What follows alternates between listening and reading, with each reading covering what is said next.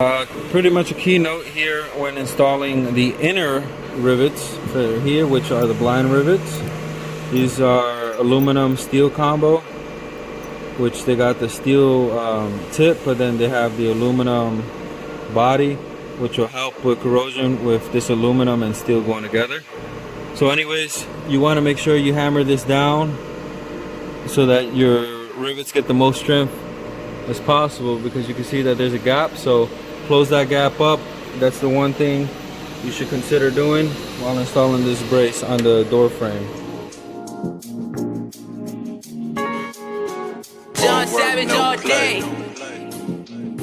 Yeah, yeah, yeah, yeah. Ooh, baby, yeah, yeah. Ooh, baby, baby, picture me rolling. Can you see me? Can you see me? Rolling down that I-95. Picture me rolling. Top down, you passenger side. Picture me rolling. Can you see me? Can you see me? Baby, picture me rolling. Can you see me? Can you see me, baby? Can you see me? Tell me what you want. Tell me what you need, girl. Tell me what you want. Tell me what you need, girl. I got what you want. I got what you want, baby. I got what you want. Tell me what you want. Tell me what you need, girl. Tell me what you want. Tell me what you need, girl. I got what you want. I got what you want, baby. I got what you want. Hot summer day, hop up in that Benzo. Baby girl, I want you and I ain't with the friend zone. I been had my eye on you, yeah, I'm talking Kenzo. You might want to draw that one out. No, that's all the way in. That's all the way in. Yeah. Took it right up against it. You can edit them too, can't you? Yeah. Another tip on installation is on the newer style, obviously unibilt brackets. This goes all the way down, and of course more than likely this is not going to be done here, the holes there, so you're going to have to pretty much mirror the holes that you have on here onto this door frame all the way to the bottom. Just thought that was worth mentioning. Alright guys, so this was my attempt real quick to start patching this here, this little crack that you had seen before. And here we're gonna grind these down. We have the finished product on this side. Alright, and now we will begin installing the next brace that runs from here onwards. This is what's gonna support the unibilt bracket that gets up along here. Right, so what we did was we secured these four to this bracket here. These are two brackets, and this is another bracket as well. So this is pretty much your seatbelt bracket, because this is where your seatbelt gets screwed onto. Just do these four, don't do anything here. And I just put some here just for guidance, but these are not actually done. Alright, so I'm going to take these out. What's going to happen is, the proper way to do this,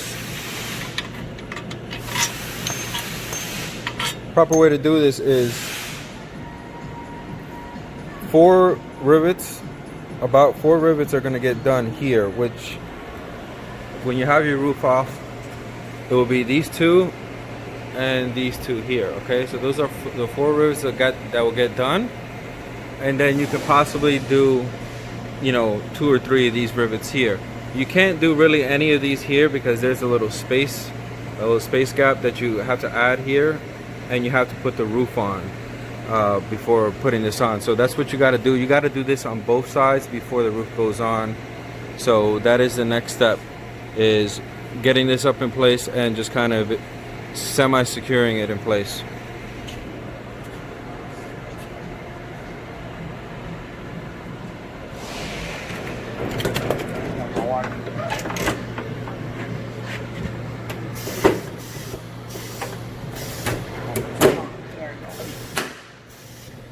Alright, so that concludes this part. So we did the 4 that are here, the 4 on the other side, right? And this, like I said, these 4. And then we went ahead and did these 3, okay? This actually is just for the door frame. This does the actual bracket here, these two. We didn't do any other ones, all right, because the roof cap needs to be on to secure these on here, alrighty. And we just got a vice clamp on. We can now let this go, and it's pretty much all right. After some sanding, this is what it looks like. We're gonna fix that curvature there. I'm gonna use a little thing like this and get up in there and fix that curve. So we just about finished hammering away and welding that roof cap. What we began to do is apply some caulk to seal the roof, and we're going around right now and applying a nice little bead around here.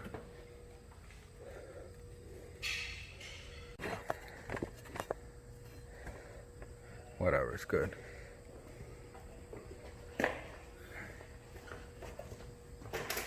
Get that front on there first.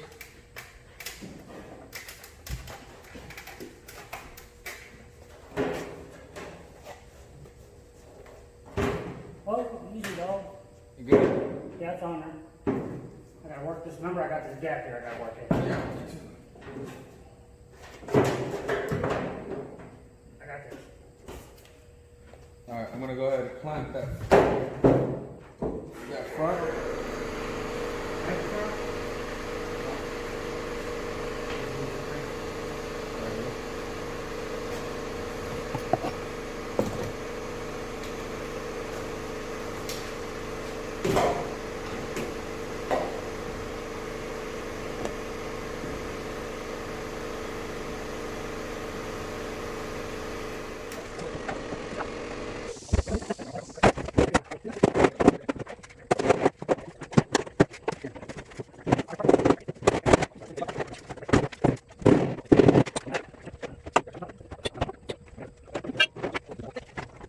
So I wanted to show you something, why it's important to find somebody that knows what they're doing, especially when they're doing some conversions, such as this one is a big hole conversion.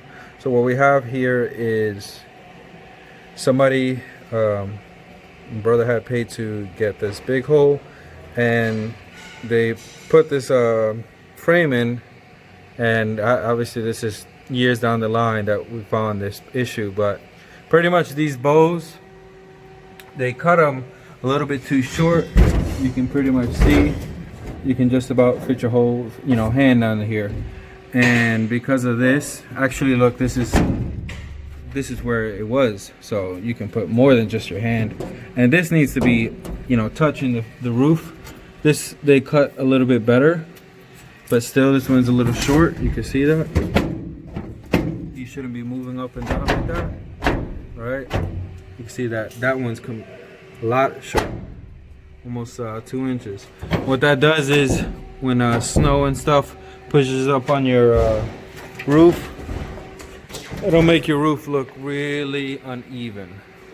I don't know if you can see that, but once we push up on that, yo bro, can you push up on that? Once you push up on that panel, that'll even out everything.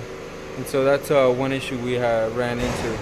So we're building these extensions to alleviate that problem. Pretty much I have some brackets here that I made out of angle iron. Well, 2 angle irons and a piece of plate. I'm gonna put another piece of angle iron here, and they're gonna sit just like that, extend it, and then we'll weld them up to these aluminum pieces as well. So this is how it is right now, not pushed up. And then this is how it looks like when we push up on it.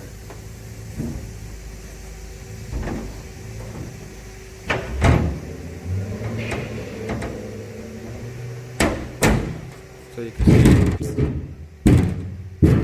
can see that big dip back there. It's more apparent further back, but you can see that big dip. That's what happens when it's cut too short. So that'll be a no-brainer. That obviously will pop paint and primer, anything, any bond or any filler that you put on. Alright guys, so that's pretty much done for the most part. I'm gonna get this little piece here. Once this cools off, I'm gonna add it to there, and that'll be the extension done. All right. And then we still got to do that side, which that piece is laying right there. All right, a big clamp here, and we're gonna make sure there's no, we gotta switch this around, but we're gonna make sure that there is no gap up here, and it's a nice tight fit already. And you can see that just kind of snapped up there. Can't even get the fingernail in there, right? These I had to bevel a little bit downwards like this. Alright, and you can see that's how it's gonna sit. I'm gonna hammer this in real quick.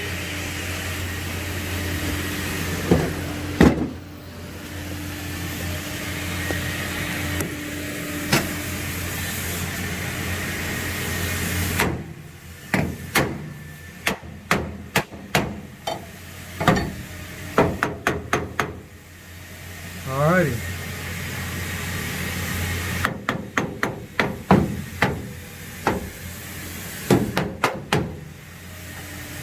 And that's how we're going to be sitting. Alright, now I'm going to go ahead and weld this to these two pieces together, and should be just about done. So we're back on this bracket. Now this bracket isn't riveted on yet. I just kind of put it in place. These rivets are still loose.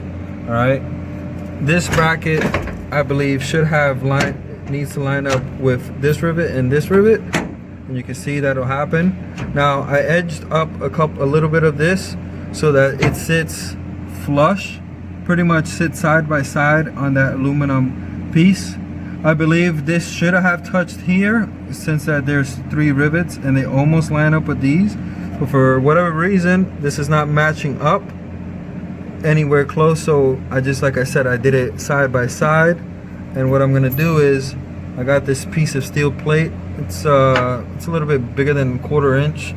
You can use 1/4 inch, that's what I was gonna try to use, but I had this laying around, and I'm just gonna pretty much put that there and then rivet everything together using these 3 rivets and these 2, and then maybe make a new hole here to sandwich everything together. That way that bracket has that unibilt bracket. It's grabbing the ring, which obviously grabs a hold of this whole structure, and actually the forward support from here through the A-frame. I think it's going to be a lot stronger doing it that way, and you know, take my advice or take the way I do it if not. Alright guys, so don't mind the grinding noise in the background, but this is essentially what I did. You can see back here that steel plate is flush with the skin, so it's at the same height as the cab ring, and this is gonna pretty much merge the two, pretty much add the 2 pieces together so they act as one. Now I clamped this on here, and what we're gonna go ahead and do is pretty much go ahead and drill out through here so we can mark the same holes, these 4 here. Go ahead and drill them through the other side so we have our reference marks, and then since this is steel over aluminum, we're gonna make sure that we paint this. We fabricated another piece here. This is just another bow that we're gonna pretty much add. You could probably get this bow Peterbilt for, who knows, maybe $500. But anyways, we're gonna go ahead and add this bow. We're gonna add this bow right here in the back, just to get some more extra support. Pretty much you could be able to jump on this roof by the time we're done. Pretty much cleaned up as much as we could, and that didn't go crazy on making it look pretty. So that's both bows. Pretty happy with the result, and this roof is definitely not going to sound like a tin can. Now we're going to add our final bow, my friends. So we got this bow nice and level. I mean, flattened down, so we're going to fit it in sideways, just like that. Might need to get the hammer in here. Here are the spots that you're going to need to rivet in when you put in this bracket. Once you get it in, it's pretty much about 4 or 5 rivets that you need to put in. Now line right up.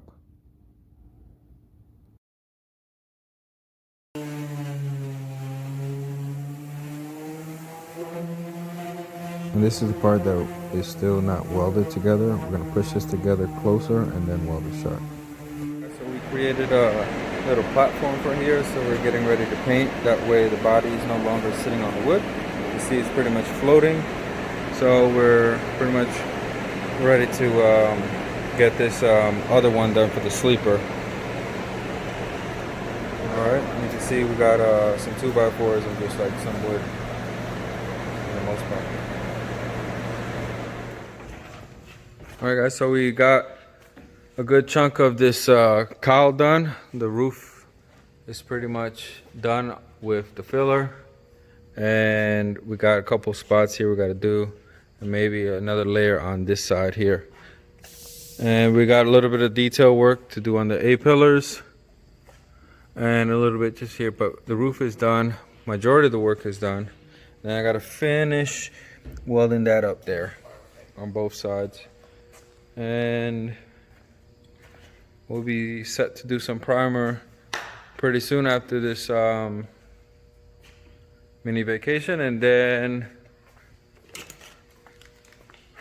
we still have the hood and fenders to do.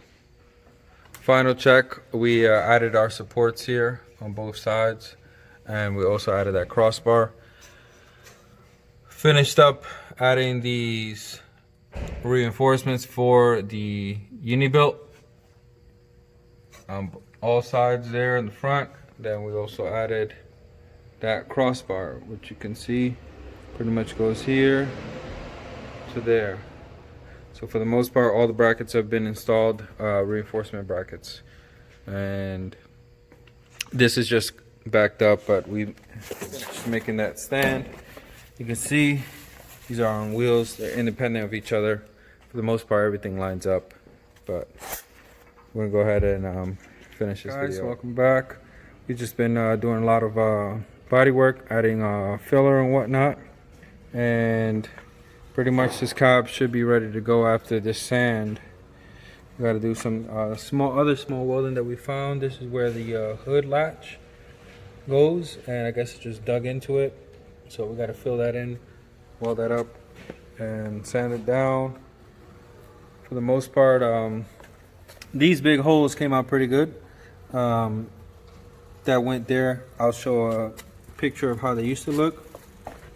And for the most part, just about done here.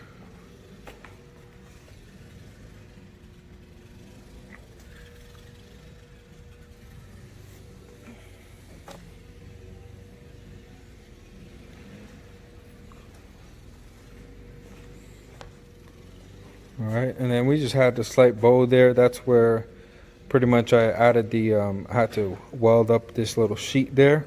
So we had a little bow there. That's why I added that filler. That's the only place on the firewall. And pretty much we're gonna go ahead and close this hole up. We'll finish adding the fiberglass to here and to there. We're gonna sand this down and add some filler to smooth it out.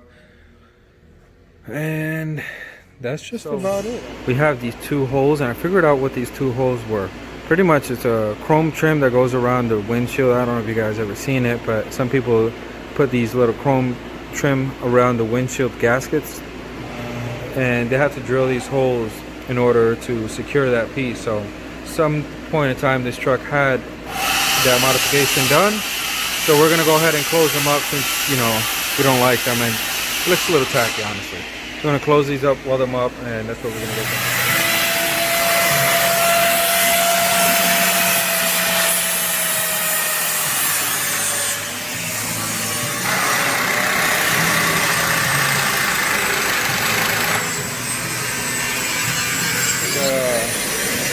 The thing for this thing right here is it's gonna mount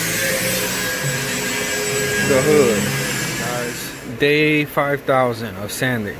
Here we are, and we just about got, this is the final layer here, and pretty much I did sand a couple rivets, the ones that just kind of looks messed up, and we're gonna put some new ones in.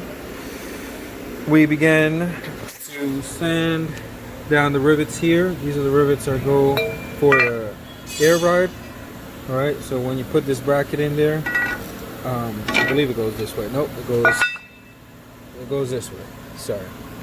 So when you put these in there, those rivets are the ones that gotta get pretty much puffed with these. So took out the rivets there, did it on both sides, and we gotta put in the final rivets over there on the other side as well.